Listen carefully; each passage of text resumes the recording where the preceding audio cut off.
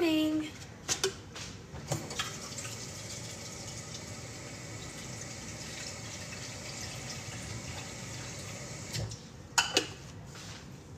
Hello. Good morning, everybody. How's everyone doing on this fine Tuesday? Anyone doing anything interesting today? Morning, Abby. We're definitely probably gonna finish the book today. Maybe we'll start stuck at work. Yeah, that's the worst. Start the next one maybe. I downloaded both of the highest votes so that we could potentially read both of them. You know what I mean? We can hash it out later, but I don't know. I don't really see an issue with us reading both that everybody liked, right? I know, I'm never ready for his books to be over. Never ready. But it's been such a good book. I feel like it's really positive.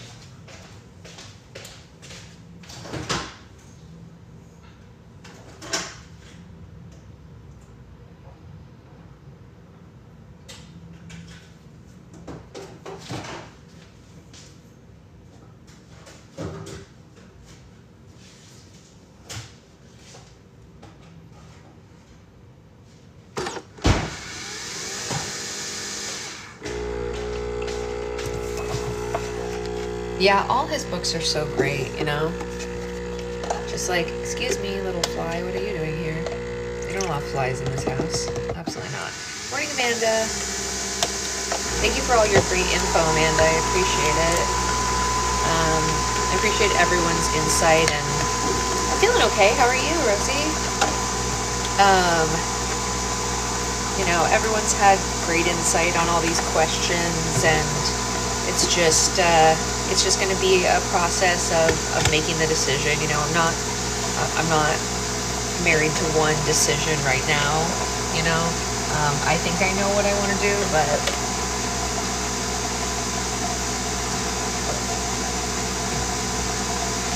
I don't really know for sure.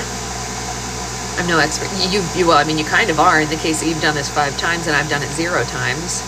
You've done it the most times of anyone I know, I think. Even though I know people with 4 or 5 kids, I don't think I know anyone who has had 5 pregnancies, except for people's grandmas, you know? I had one grandma who had 10 children and a great grandma who had 10 children, but I didn't know them because they passed before I was born, obviously, because they were old, not because anything was wrong with them. They were just very old ladies. They both lived a long time. One of them lived to 99, so props to her. Are you doing slime today? Oh, I do slime every day, just not right now. This is book club. My adoptive grandma had 13, birthed them in the kitchen. I won't be doing that. I won't be doing any kitchen birthing. My child will, if I can help it, be born in a hospital. If she's not born in a hospital, imagine something has gone wrong. You know, we were in the car. I mean, something has to have gone wrong if we don't make it to the hospital. And poor secret husband will have a hernia because he's like, this is gonna be the worst drive of my life. What if? And I'm like, oh my gosh, no. Yeah. I mean, if we accidentally have her at home, I will be pretty freaked out.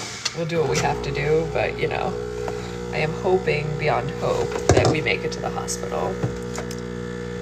It's a long ways away though, guys, so we've got a lot of time for that. Plenty of time for that. It was her 4th. Oh, so she was an old hat at it by that point. Old hat.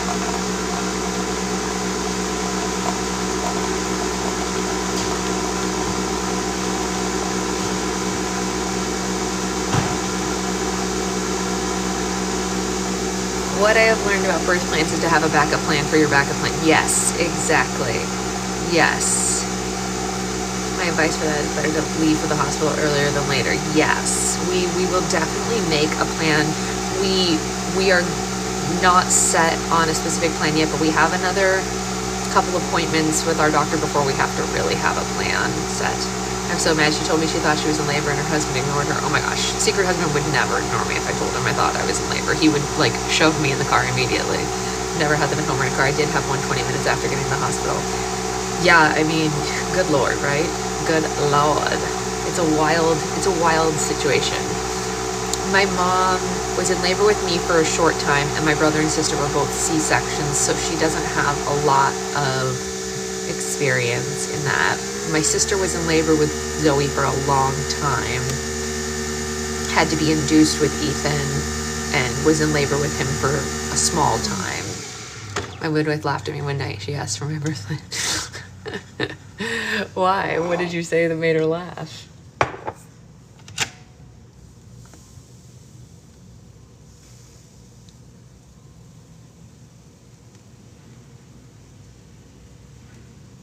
Out. Yeah, seriously, right?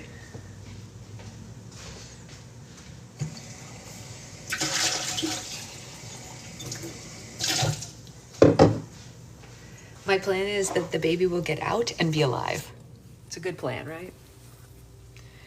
She will be out and alive. My friend kept testing negative, but just confirmed at 21 weeks. Oh my gosh, that's insane, Rosie. 21 and she just got her first positive? That's crazy. How is that even possible? How is that possible? Oh my gosh. I wanted an epidural, turns out, because I'm mildly redheaded. Oh yeah. Oh my gosh, I'm so glad I'm not a redhead right now. No, we haven't started. We're just chatting. Hello. So it's the sad last day. It is the sad last day of the book. Best plan is safety for mom. Yes, exactly, mom and baby. As long as we're healthy and safe, that's what we want. I agree that is the ideal plan. Yes, and good morning to you as well. Stranger. Okay, so we only have 10% left. We're pretty much done today.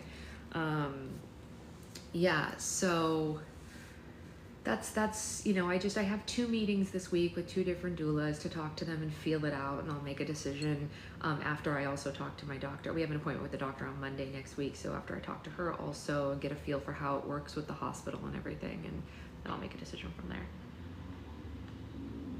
Our doctor's pretty cool. It was one of those with the birth plan, and then I pressed him that went out the window. Yeah, you're like, never mind. Yeah, we definitely don't have a plan yet, but it's still early, obviously. We're just barely into our 2nd trimester now. No more secret appointments, that's right. Yes, all the times that you heard me showering before book club or like calling to, she stopped testing a month ago. I don't know, I saw her and she does indeed look pregnant. Oh, well, there you go. I mean, that's crazy. You would think you would get, she didn't think to like go to the doctor. My plan worked out. They're all out. Yeah, no, your plan was A+, Becca. You said get the babies out. They're out. They're all alive. They're here. They're kicking, literally, each other. See what I did there? That was my my dad joke for the day, in honor of our future vice president, who also loves a good see what I did there dad joke. I'm obsessed with him, you guys. I'm obsessed with him. Obsessed.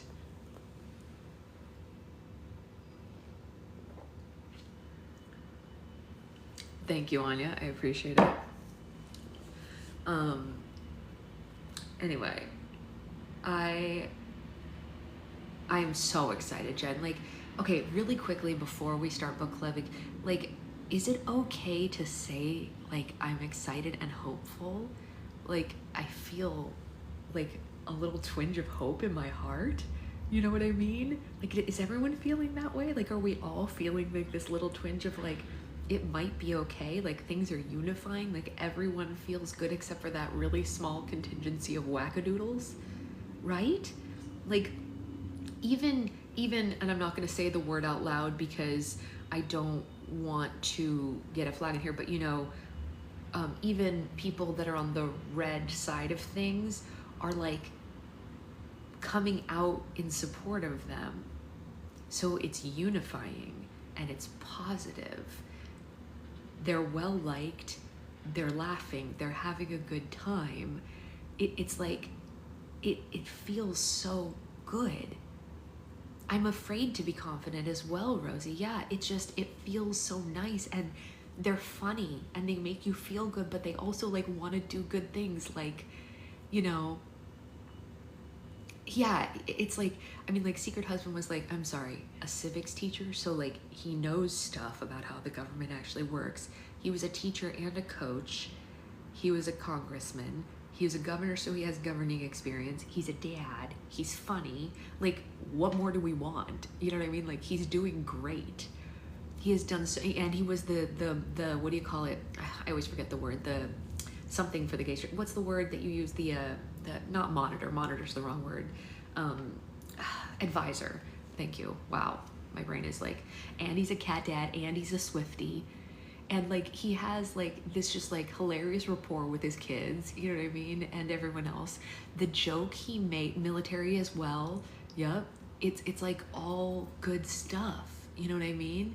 We're talking about our future vice president. I get to meet him and talk to him on our local news. That's my favorite. Yeah, I love it.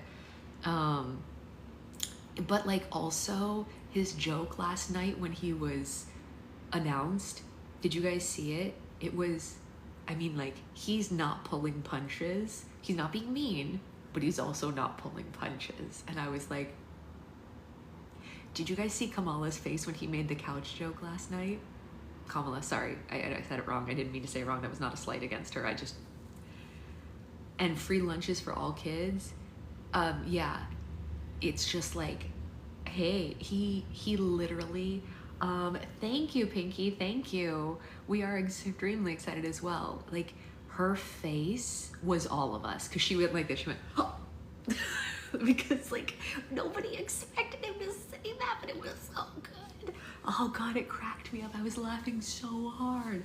I was like, you know what? She tried so hard not to laugh. Exactly, Amanda, that as well. Yes, I am also very excited to meet her. We were just talking about that this morning, how excited we are to see what traits she gets. That's one thing I will say about, because Secret Husband and I have such a variety of traits between us, because we have no genetics in common. I don't even mean just like, you know, like obviously we're not related. I don't mean that, but like we don't even have any similar backgrounds. So even like 15 generations ago couldn't be similar, because we're from completely opposite sides of the world. So like she could look like anything. It's kind of wild, the options that she has. She could be, how come I can't find your slime shop? I don't know. That's an interesting question. It's always there. It is sold out right now. Maybe that's why, but it never goes anywhere. It always just hangs out right in the same spot.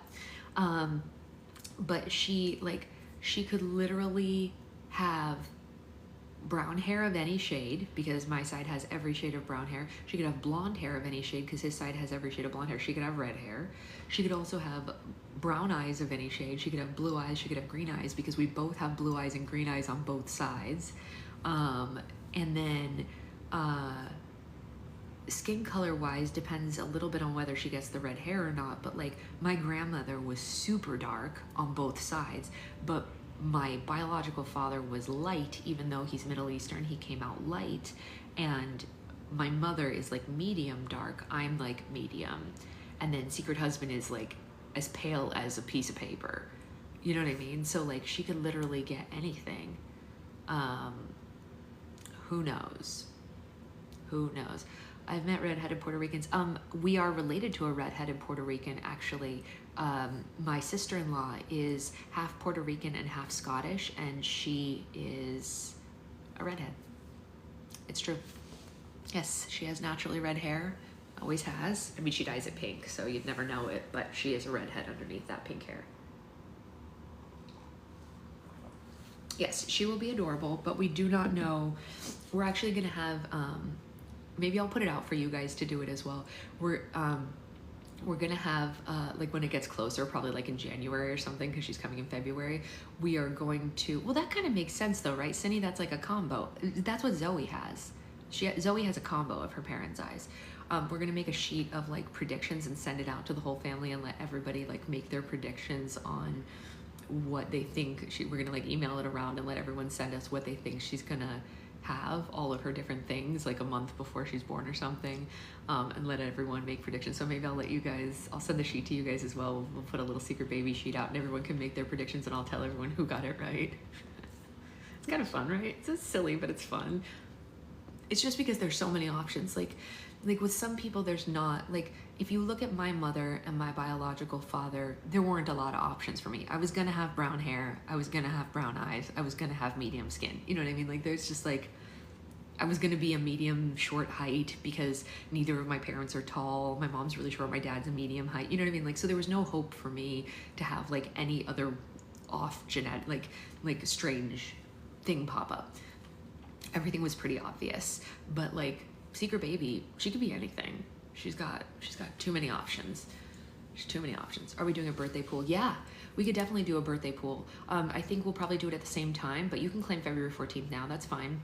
I think Kellyanne, it depends on what it is. I'll answer depending on what the question is. But I will. I'm claiming the 11th currently, but I think we can also double up. I think February 11th or 12th. It'd be cool if she was born on the 12th because we were married on the 12th and all that, but we'll see. The wild parties, you won't really know 6 months to a year. It depends. Like, if she comes out with brown eyes, we know her eyes are going to be brown. If she comes out with blue eyes, they could turn brown. You know what I mean? But like, brown-eyed kids are just brown-eyed from the beginning. Yeah, 11th is good, 11th or 12th. But we did get engaged on February 14th, so if she's born on the 14th, she would be born on the day we got engaged, which is pretty cute. I have 2 littles, both girls. I have clothes with tags. Would it be okay to send them to you? Oh, that's so sweet. I wouldn't turn them down, but what I've been telling everyone is that if you have stuff like that, there are so many people in the world who are so desperately in need of stuff. And while I would be honored to accept a gift like that, my gut tells me that there are people who need it more than I do, because my baby has grandparents who will shower her with things and stuff like that. So what I've been telling everyone is that, of course, I will accept it, but there are also so many women in your own community who are desperate for clothes and things for their baby. Take a ton to exactly. So if you already did that, then that's great. You already did the right thing. So yeah, if you want to send stuff, then of course I would be more than happy to take that. Everybody told me Miles and Sawyer's eyes would change to brown. Their eyes are so light though, Becca. How could they have changed? I feel like when their babies when they're really light blue, they stay blue. Isn't that, like, my grandfather had like the palest of blue eyes, like the color of the sky. Like, I don't know if you guys can see the sky behind. Oh. That was weird. Like, that color blue out there, do you see how pale that is? That was how my grandfather's eyes were. My Italian grandfather had eyes that were that kind of pale blue. I was born with bright blue eyes and they went dark hazel. Interesting. I have one daughter with bright blue eyes and one with brown, almost black. Yeah, mine are like a light brown. Like, if you're up close to them, they have like yellow tints to them. And Secret Husband has blue eyes, but he has yellow flecks around the center. So I bet she's gonna have a yellow tint to her eyes too. Are we werewolves? Who's to say? I probably should tell my sister that. My sister loves werewolves. Oh my gosh. Interesting. Ellen and I are both brown hair and eyes when Cam came out blue gray. That's really funny. Really, Amanda? I didn't know that. You have a ring around yours too? Yeah. I also do. And I also have a weird fleck in one of my eyes. I don't know which eye it's in. You can see it. I don't know. I guess you can't see it on camera, but I have a weird fleck in one of them. Yeah, definitely some weird.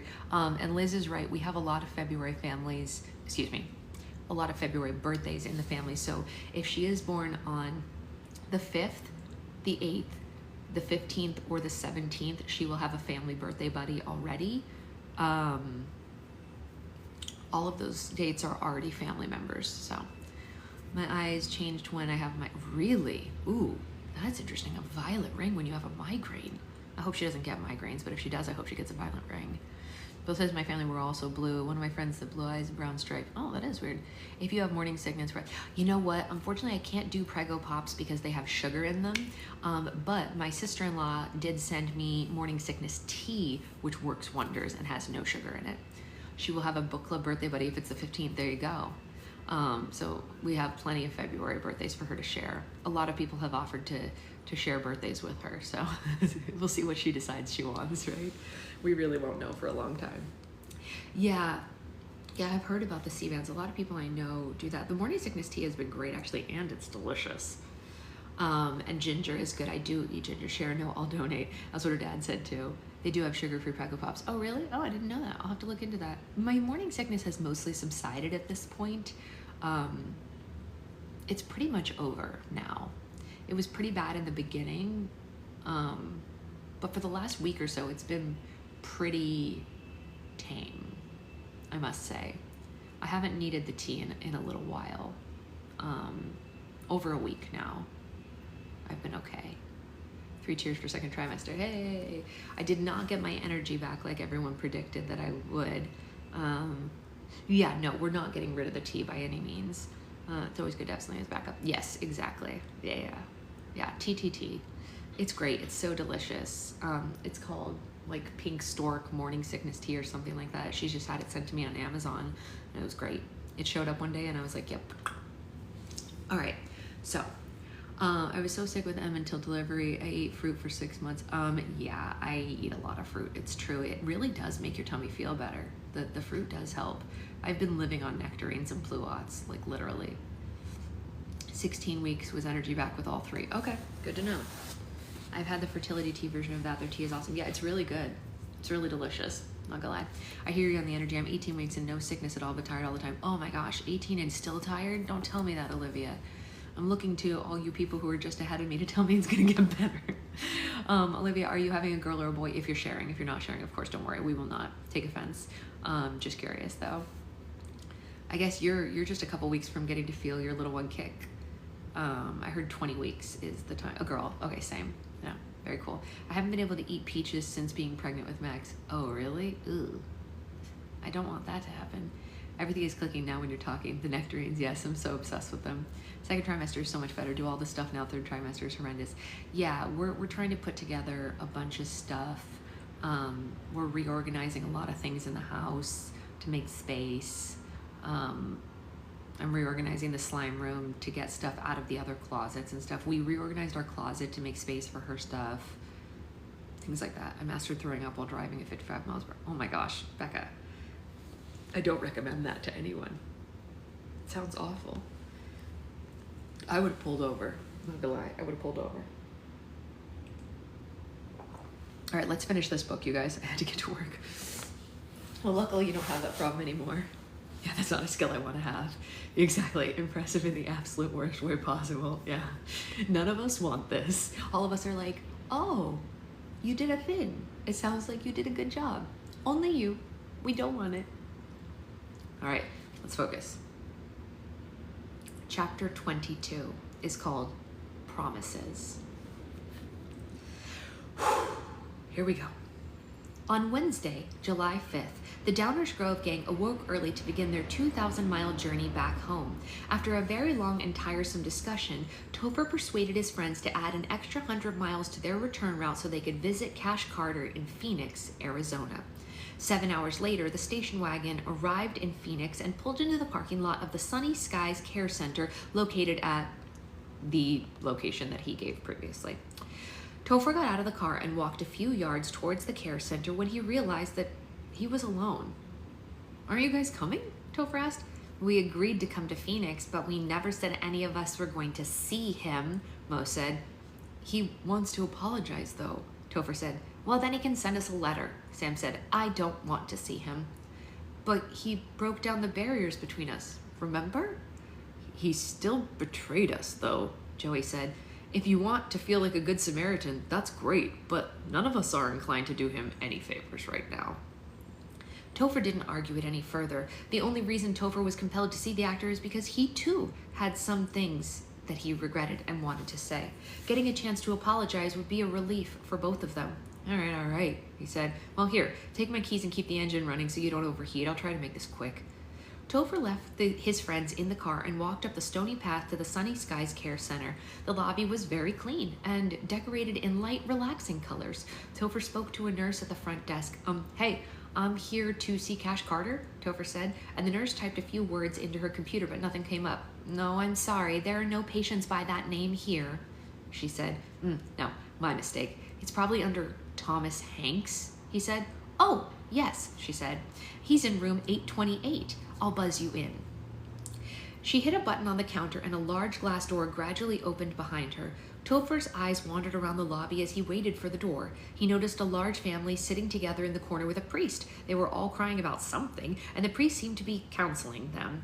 On the other side of the lobby was another family who sat with a very old man in a wheelchair. They tried to talk with him, but the old man just stared off silently like he was stricken with Alzheimer's. Excuse me, Topher asked the nurse. What kind of rehab is this?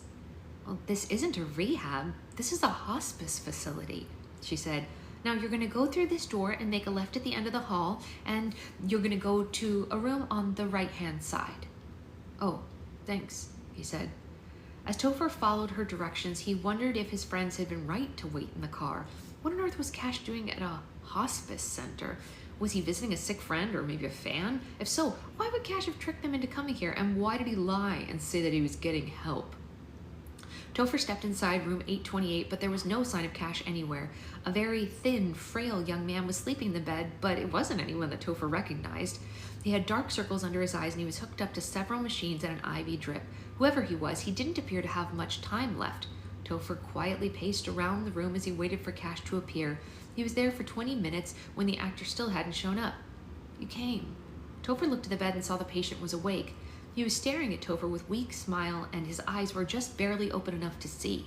He clearly knew who Topher was, but Topher couldn't place him. I wasn't sure you got my message, the young man said softly. I'm really glad to see you. It suddenly dawned on Topher who the patient was. He was in such bad shape that Topher hadn't even recognized him. Cash? He asked. What the hell happened to you? Took a turn for the worse last Saturday, he said. The hikers drove me to Flagstaff the night I left you. I was looking for a pharmacy when I blacked out and woke up in some hospital. I was transferred here on Monday. It was the only hospice facility nearby that even had room for me. But why? Topher asked. Are you sick? Yeah, I have a glioblastoma, Cash said. That's a fancy stage name for brain cancer. Topher felt like the room was spinning, and he had slid into a chair at the foot of the bed. He was so dizzy that he held onto the seat with all his might, as if he was on a roller coaster with no seatbelt. Brain cancer? He said in shock. Sorry to spring the news on you like this, Cash said. Shit, this just got real human, didn't it, huh? Are you just finding out about it? The sick actor looked away guiltily and slowly shook his head. In April, I started getting these really bad migraines. Cash explained. A doctor came to the set and recommended I get a scan. We were behind on production, so the producers wouldn't even give me time off to get it done. In May, after we wrapped the season 9 shoot, I finally went in for an MRI. They found a tumor the size of a grape on my brainstem. And did you start treatment for it? Well, my options were limited, he said. Surgery was risky and could have potentially damaged my verbal skills, and you know how much I like to talk. So that wasn't gonna work for me. Other treatments might have left me paralyzed or impaired my memory, and that didn't sound like any fun. The neurologist said that I had a good 3 months left if I did nothing, so I decided to make those 3 count.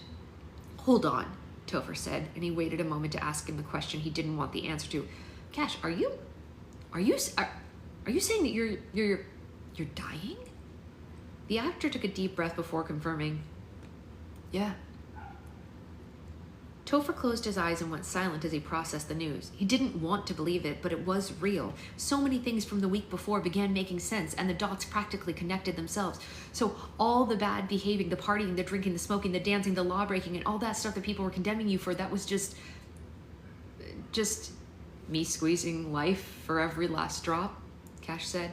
And the night of the concert, the morning after the concert, the crazy mood swings, the migraines, the gummy bears, the oxy in your bag. Yeah, just symptoms and remedies, he said. I told you those pills weren't what you thought they were. It all made sense, but that didn't make it any easier. Topher tried putting on a brave face for Cash, but it was impossible to shield the devastation coursing through his body. How much time do you have left? He asked. They're telling me it's a matter of days, he said. The MRI I had on Sunday showed that the cancer is spreading and growing pretty fast. The tumors are like Starbucks now. There are one on every corner. If you were so sick, why did you come on our road trip? Topher asked. Why would you spend your last days with total strangers? Surely there must be better things that a dying man could do with his time. The actor smiled. He was hoping that Topher would ask that. There's a black binder in my backpack, Cash said. I'll open it. Topher found the backpack on another chair on his bedside. He zipped it open and pulled out the binder. It was filled with dozens of letters addressed to Cash. Some were handwritten, some had been printed off the internet. Topher didn't understand their significance until he recognized the handwriting. Oh God. I'm going to reread that because I read it poorly and I want you to get the effect of it. It was filled with dozens of letters addressed to Cash. Some were handwritten and some had been printed off the internet. Topher didn't understand their significance until he recognized the handwriting and saw that they were all written by the same person. Holy shit, Topher said. These are all mine? You saved every letter that I wrote to you? Oh, listen, I promise it's not as creepy as it seems, Cash said. 9 years ago when the show started, you were the first person that sent me a letter addressed to my name. And not Dr. Bumfuzzle. You didn't act like the show was real. You didn't pretend that I was anything but an actor doing a job, and you never asked me for favors. You just thanked me for the work I did and treated me like a person, and I didn't get that very often. You were only 8 when you wrote that first letter, and I was only 12 when I read it. But your letter meant the world to me. I had the companies running my fan mail and website keep an eye out for anything that you might send. It was nice knowing that there was someone out there who knew that I was just another kid and not a quantum physics expert. I don't know what to say, Topher said. There are letters in there that I don't even remember writing. Oh gosh, I was like your therapist, Cash laughed. You wrote to me after every first episode of Whiz Kids aired and you told me how amazing you thought it was. You wrote to me the day that you met Joey and Sam and Mo and how excited you were to make such cool friends. You wrote to me when your dad took his first teaching job in another state and told me how sad it made you. You wrote to me when your brother was diagnosed with cerebral palsy and told me how much it scared you. You wrote to me on your first day of high school and you told me how nerve-wracking it was. You wrote to me senior year about how worried you were that you wouldn't be valedictorian. Your letters were always so descriptive. I felt like I was right there with you. They were the only thing that made me feel like I was a normal kid too. Topher turned to the last page of the binder and found the letter that he had written the actor the night before their trip. And then I invited you to join our road trip and you actually showed up. The actor teared up and gently nodded. I needed to say goodbye, he said. You know, in each and every letter you thanked me and gave me credit for your bravery. But I think it was really you who was inspiring me to be brave all along. In an industry that makes a hobby of ripping celebrities apart on a set controlled by people who didn't care for me very much, knowing I had someone like you really inspired me to make everything worthwhile. You've been my hero as much as I've been yours. Cash's words made Topher look at his life in a drastically different light. Everything he had ever been through seemed to have a much deeper meaning than the mediocrity it had before. Topher couldn't believe that he was standing at the deathbed of his childhood hero, but being made to feel so significant. It sent a wave of emotions through him that he couldn't handle in front of the actor. I'm sorry, I have to find the others, Topher said. They were in the parking lot in the car, and I came in, and I think they got lost. They were parking the car when I came in. I think they got lost. I'll be right back. He dashed through the halls of the Sunny Skies Care Center and ran through the parking lot like a crazy man. His friends were relieved to finally see him, but annoyed that it had taken him this long. About time, Joey said. Yeah, I'm so bored I could actually die, Mo said. Did you talk to Cash? Sam asked. Yeah, Topher panted. And I know you guys don't want to see him, but you really need to come inside. No way, Mo said. We aren't changing our minds, Joey said. Topher, can we just please get back on the road? Sam asked. We've got so much ground to cover. Cash is dying, Topher blurted out. All the emotions he had been suppressing rushed out of him like a waterfall. It wasn't until he said the words out loud that the reality of the situation hit him.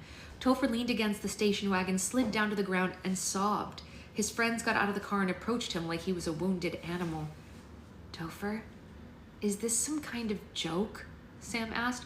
No, he blubbered. Cash has been sick this whole time and we never even knew about it. He's been putting on a show for us since we met him. He's not a bad person. He has brain cancer. That's why he's been behaving the way he has, and he cares more about us than we ever could have imagined, and we almost drove home without stopping to see him. The others had never seen Topher like this before. They knew that he was serious and took the news exactly like he did. It was hard to accept, but it made a lot of sense the more that they thought about it. I can't believe this, Sam said. Okay, we do need to see him, Mo said. Topher, can you show us to his room? Joey asked. Once Topher composed himself, he led his friends into the Sunny Skies Care Center and down the hall to room 828. All it took was one look at the actor, and everything Topher had said was confirmed. Even with the heads up of what they were walking into, the others couldn't contain their emotions as well as Topher had managed to. Hey, you don't have to feel that sorry for me, Cash said. I'm on enough morphine to stop a herd of elephants. Things could be worse. Why didn't you tell us that you were so sick? Mo asked. The actor laughed. No offense, he said, but you aren't exactly the easiest bunch to break bad news to. By the way, I'm really sorry for spilling all your secrets like I did. Just because I'm dying doesn't give me the right to be a dick. I hope you forgive me. Given the new circumstances, none of them had it in their hearts to hold anything against him. It was like a magic eraser had wiped away their grudges and the hard feelings towards this actor. Well, I think I'm speaking for everyone when I say you have our forgiveness in spades, Joey said. It pissed us off for a while, but it only brought us closer together, so really I think we should be thanking you. It's not like anything you said was a lie, Topher said. Unlike the things people have been saying about you, everyone's got that all wrong. When are you going to break the news to them? Not till I'm gone, Cash said with a sly smile. Which is really a shame, because I would love nothing more than seeing the looks on those asswipes' faces when they find out that they've been chastising a guy with brain cancer. Huh, it's gonna be a crow buffet. Enjoy it for me, yeah? So, why don't you want to see it for yourself? Sam asked. The actor let out a long sigh. I would just create a bigger frenzy than there's already been, he said. My life has always been just so crazy, so loud, so busy. For once, I just want everything to be quiet. Besides, when the whole world is tarnishing your name, that's how you learn who your true friends are. You guys are all I really need. Mo could barely get the words past her tears. Well, is there anything that I can do for you? She had to ask, even though they all knew there was nothing that they could do. However, Cash did have a very important request for them, and he was grateful he had the opportunity to ask it. Yeah, you can make me a promise, the actor said. Promise me that you won't waste the rest of your lives pleasing other people, because if you do, you'll wake up one day and you'll realize you never lived. Trust me, you don't want to learn that lesson the way I did. Topher, Joey, Sam, and Mo gave the actor their word, and it was the greatest gift that they could have given him. Good, Cash said with a light chuckle. Then my mission's complete now. The Downers Grove gang was determined to stay by Cash's side until the very end. They called home and told their families they'd be returning a few days later than expected. All they said was that they'd met a new friend on the road who was sick in the hospital, and they were going to stay with him until he could leave. None of them felt 1 ounce of guilt about the claim, because just like Cash had taught them, there was a difference between telling a lie and not giving the whole truth. It was a blessing that none of their parents took issue with it, because not even a meteor impact could get them to leave this actor.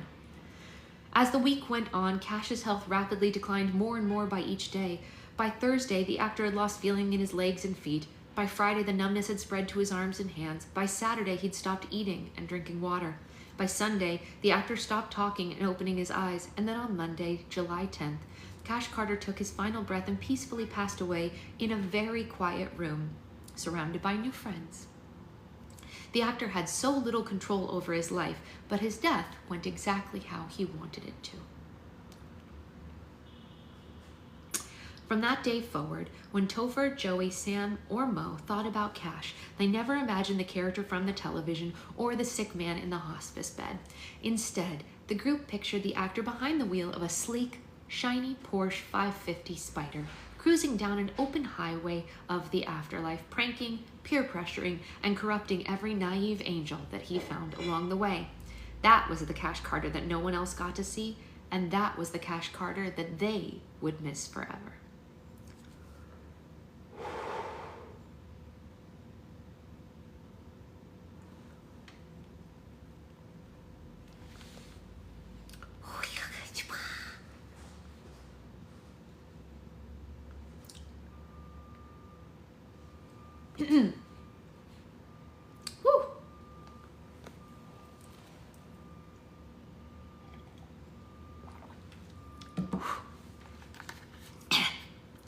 On August 10th, exactly 1 month after Cash Carter passed away, Topher, Joey, and Mo sat in the dining room of their favorite Chinese restaurant in Downers Grove. It's cock with wok, but whatever. They were there to celebrate their final meal together before splitting up for college the following day and impatiently waiting on Sam to join them. They were only anxious because they were all starving, but also because today was the day that Sam was going to tell his mother that he was transgender, and they wanted to know how Candy Rae Jepsen had reacted. Well, here he comes, Mo said when she saw Sam through the window. Oh my gosh, I'm so nervous to hear how it went. I practically feel like I came out as transgender too. Only you could make this about you, Joey laughed. Sam entered the restaurant and had a seat at the table. His friends were jumpy with anticipation and didn't even bother saying hello. They went straight for the details. Well, Topher asked. Well, Sam began, and all his friends leaned closer. Honestly, it wasn't as bad as I expected. That's terrific, Joey said. No, don't get me wrong. There were a lot of tears, Sam prefaced. But for the most part, Candy Rae Jepsen handled it pretty well. I didn't have to explain what transgender meant like I thought I was going to, which was nice. Apparently there was a transgender character on Grey's Anatomy last season, so my mom thinks she's an expert on the subject now. There were a lot of questions, though. I didn't have anything to do with her.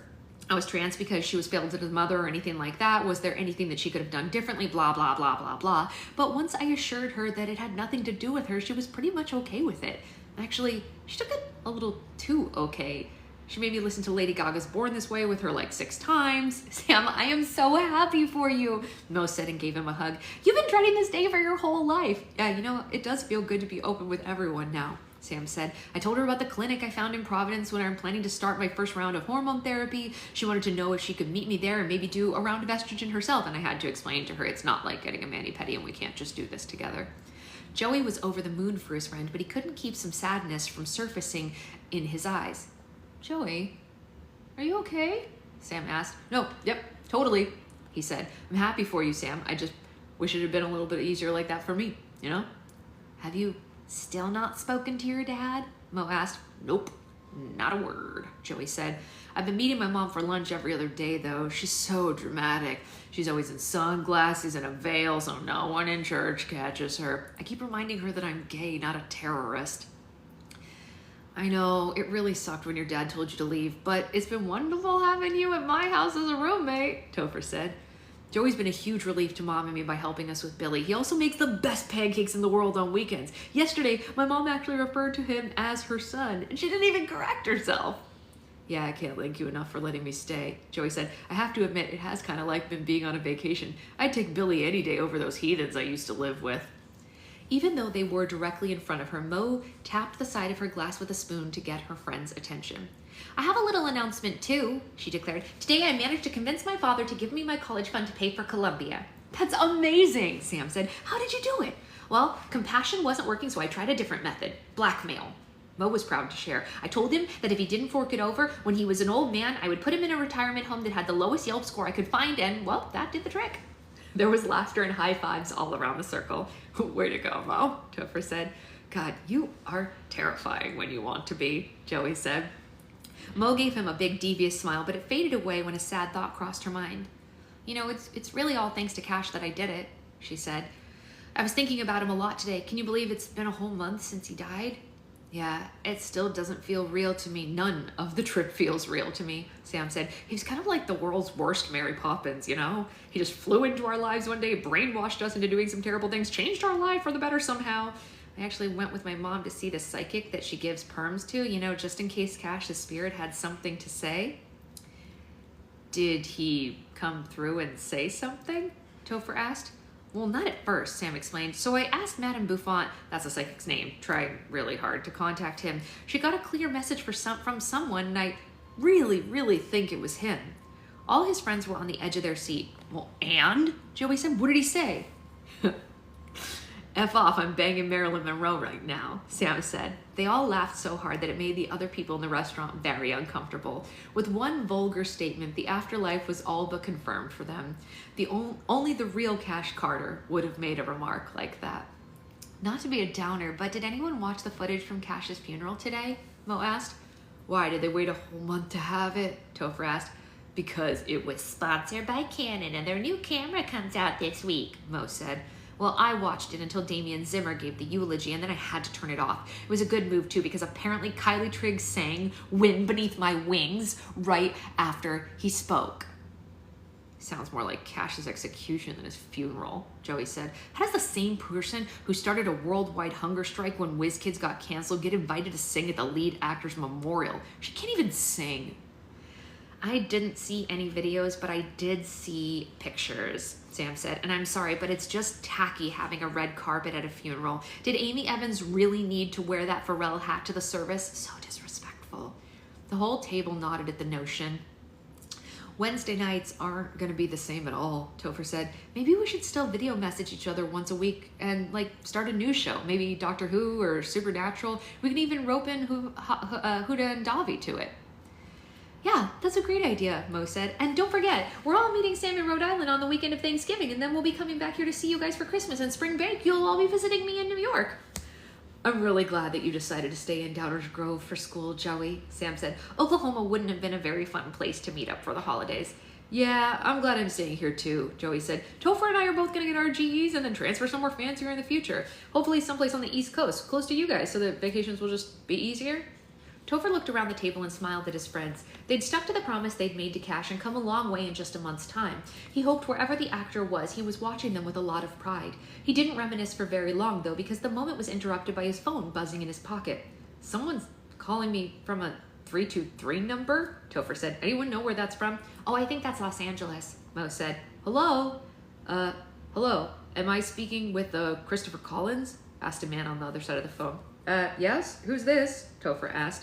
Oh, I'm so relieved to finally touch base with you, Mr. Collins said. I've been trying to track you down for a couple of weeks. My name is Carl Weinstock, and I was Cash Carter's lawyer before he passed away. Hey, hi, Mr. Weinstock, Topher said, and then covered the phone to address the curious looks on his friend's face. It's Cash's lawyer. What does he want? Joey whispered. Topher shrugged. Hey, what can I do for you, sir? I hope I'm not interrupting anything, Mr. Weinstock said. I'm the executor of Mr. Cash Carter's will, and I need to finish distributing his assets by the end of the week. He left a trust behind in your name. If I flew to the Chicago area tomorrow, would you be free to meet up? Oh, sure, Topher said, and then he glanced at his friends. Cash left me something in his will. Fancy, Sam said. You wouldn't happen to be in contact with a Mr. Joseph Davis or a Miss Samantha Gibson or Mariko Ishikawa, would you? Mr. Weinstock asked. Oh, yeah. As a matter of fact, all of them are sitting right in front of me. What does he want with us? Mo asked. Oh, that's terrific, Mr. Weinstock said. Mr. Carter left trusts behind in their names as well. Could they possibly accompany you if we found time tomorrow that works for everybody's schedule? Well, let me ask, Topher said. Sam, what time am I taking you to the airport tomorrow? Not till 4, he replied. Topher gave a thumbs up. We're free until 3 o'clock, he said on the phone. Super, Mr. Weinstock said. I'll go ahead and book my flight this evening and have an associate in Chicago who will let us use their meeting space, and I'll reach out tomorrow with the time and address once I confirm it. Sounds good, Topher said. I guess we'll see you then. Topher hung up the phone and his friends were staring at him like he had just watched a Hitchcock movie with the sound off. What was all that about? Mo asked. Well, apparently Cash left something behind for all of us in his will, he said. A lawyer needs to meet with us tomorrow in Chicago so he can put the trust aside. Wow, Sam said. I wonder what he left us. I hope it isn't more weed that he made us smoke. That was crazy, Mo said. Scene break. At 10 o'clock the following morning, Topher received a text from Carl Weinstock with a time and address to meet at. Topher passed along the message to his friends, and at 2 o'clock they met him on the 23rd floor of a tower office building in downtown Chicago. The floor belonged to a swanky firm called Meredith Brown and Associates, and a receptionist at the front desk escorted them along to an intimidating boardroom. Carl Weinstock was waiting for them inside with an open briefcase. He was a short and chubby man with a thick mustache. But thank you all so much for meeting me on such short notice, he said, and shook their hands. Why don't you have a seat and I'll get through this as quickly as I can? Topher, Joey, Sam, and Mo sat across from the lawyer, and he passed each of them a manila folder with their name on it. First of all, let me tell you how sorry I am for your loss, Carl said. I've been working with Cash since he was just 12 years old, so this has been a difficult time for myself and others at my firm as well. Shortly before he passed, Cash set aside some funds for each of you to help pay for your education, so go ahead in there and take a look. They each opened a folder in front of them and stared down at the absurd amount of money that the actor had left them. Holy F-balls, Joey said. This is for us? Sam asked. Yes, Carl said. Mr. Carter wasn't sure how much your specific tuitions would cost, but as you all had plans to attend different schools, he wanted to leave enough that you wouldn't have to worry. Where did he think we were going to school? Mo asked. Buckingham Palace? This is about 3 more zeros than I ever would have needed, Topher said. Well, there is a second page, Carl said. The teenagers turned their page and discovered another generous inheritance from the actor. As you can see, the second page is more individualized to your specific needs, Carl said. Mr. Davis, Cash has left you his apartment on the Upper East Side of Manhattan, should you decide to pursue a career in the performing arts in New York City. Miss Ishikawa, Cash left you the official rights to his life story should you choose to write a biography of the actor one day. Sorry.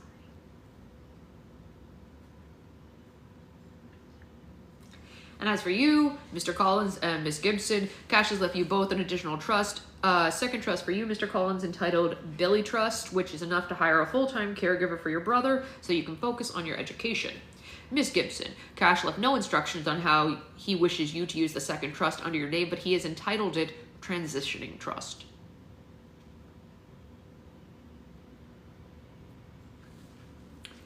After all the bombshells the teenagers had received from Downers Grove, the teenagers from Downers Grove had endured over the summer, they didn't think anything could ever shock them again. However, all 4 of them stared down at the legal documents with wide eyes and open mouths. They weren't used to happy surprises.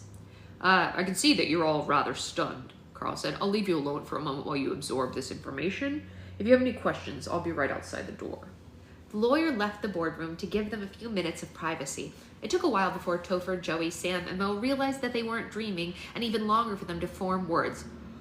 Holy F-balls, Joey said again, as if all the other words in the English language had suddenly escaped him. Can we even accept this? Sam asked. Oh, of course we can, Joey said. It'll probably go to taxes and stuff if we don't take it, right, Topher? Topher? Sorry, I'm just really overwhelmed, he said. I never expected Cash would do this for us. How about you, Mo? You're the creative one in the group. Did you ever even imagine something like this? Despite her overactive imagination, Mo was just as shocked as everyone else. The aspiring writer felt like she and her friends were living a ridiculously happy ending straight from the final pages of one of her outlandish stories.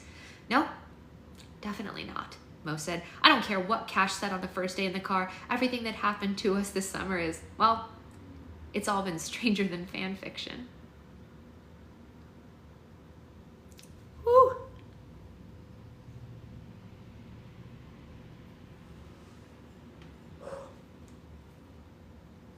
Author's note.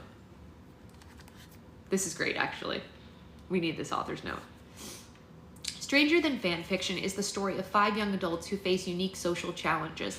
Several sensitive topics are discussed in hopes of providing comfort and inspiration to readers who have experienced similar issues, as well as awareness and understanding to readers who haven't. However, for the purpose of good storytelling, the characters and opinions and choices are sometimes flawed. Please do not view their actions as generalizations or examples to follow, but as the mistakes and triumphs of individuals. And if you're a parent, I promise you, your child already knew all the bad words in this book.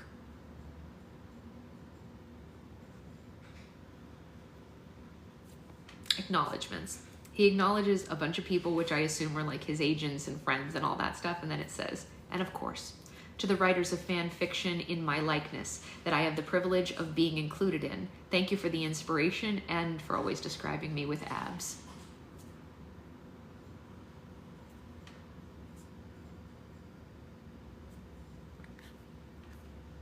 It's pretty great. It's pretty great. He's a good guy. He's a good guy. Yeah, right, Sloth? Seriously. You didn't know that you could love and hate someone so much all at the same time. So, you guys, I have great news on this day, the day that we have finished this. Yesterday, our official Chris Coffer fan club stickers came in. So any of you who want them, just message me, and next time you get a package from me, I'll just stick it in there for you. I'll put them up for everyone else to purchase them, but anyone who's in book club who reads the books, I'm just gonna give it to you. It's my gift to all of you. So does anyone think that Mo was the one who wrote? I do, Anya. I do think that Mo is the one who wrote this book. I do. I agree completely. Yes. Yes, I think that's how he intended us to read it. Right? Seriously, Jen. So yeah, anyone, I think most of you are on Patreon in some form or another. And if you're not, we can work it out a different way. So I got us all, I made this little badges. They just say, I think I showed you guys the screenshot, but they came in yesterday. Meanwhile, being in book club, you'd think I'd tolerate crying better. I know, right? Seriously. Okay, that's what I was thinking. It ended with the title. Yes, exactly. I will message you right after this. Yeah. So anyone who's not on Patreon, just message me next time you have a package coming to you and I will put it in that package. It's not a big deal. The only reason I'm not sending them out separately is because it's stupid expensive to just send a sticker separately. Like, I've tried to just mail just a sticker and it's like just as expensive as mailing something else. So it's just really not worth it. So that's why it's going to go in the next packages, just to save us all shipping. The stickers cost like $1.50 each to make. So I'm happy to give you those, but mailing them would cost more than $1.50, which feels really wasteful. So if I put it in the package, we all save because it doesn't weigh anything, doesn't add anything extra to the package. So that is what we will do. If anyone has kids that participate in book club off and on with stuff, let me know that in your message as well, because I got enough to give the kids their own, so you don't have to share. Like, I know obviously my sister-in-law Liz pops in and out and her kids listen to Chris's books with us as well, and so do Ray's kids and Becca's kids and all that. So no, Becca, that's not what this is. Tears are not just one-off, it's with every book. I know, Chris can't help himself. He cannot help himself. He makes us cry at every book. There has not been a time that we have finished a book or a series of Chris's and we have not cried. So I don't know what to say about that, Chris. You are sadistic, but so loving all at the same time. Yeah, this one was very real. It was very real. But I think he's right in the author's note that it is a very, and I think all his books actually, I think the author's note from this book encompasses his writing in general, which is we are putting complex social things into a palatable form for both people who need to learn how to get through them and people who don't understand them, who haven't experienced them. I think that is true. I think he does a great job at that. He's a master of that craft, in my opinion. So yeah, seriously, someone tell TikTok what he said. The kids already know the words. Oh yeah, it's terrible. The name of the book was Stranger Than Fan Fiction. Highly recommend, 10 out of 10. I will upload the last few days to YouTube. Agreed, right? It is so needed. It is so needed. So anyone who wants to listen to it, it will be up on YouTube. It's mostly up there. Tell me why I didn't even realize this was a Chris book. I should have known. Oh yeah, when you've cried that way. So tomorrow we will start one of the memoirs. I had mentioned this at the beginning of today's book club, but I did download both Jeanette McCurdy's and I also downloaded Leah Remini's because those two have the most votes. So I figured, why don't we just do both? Because they both have a high number of votes. So like, it seems like we should just do both of them, you know? Yeah. Okay, I'm off, gotta go play with therapy. Yeah, go do it. Sloth, we'll see you later. So I think we'll just read both of those books. I'm not saying we'll read them back to back, but I downloaded both anyway, just so we would have them both. They were both available at the library immediately. There was no wait. So I was like, all right, well, I'll just download them both right now. And we'll read those starting tomorrow. Like I said, if you want the book club sticker, just message me and we will make that happen, of course.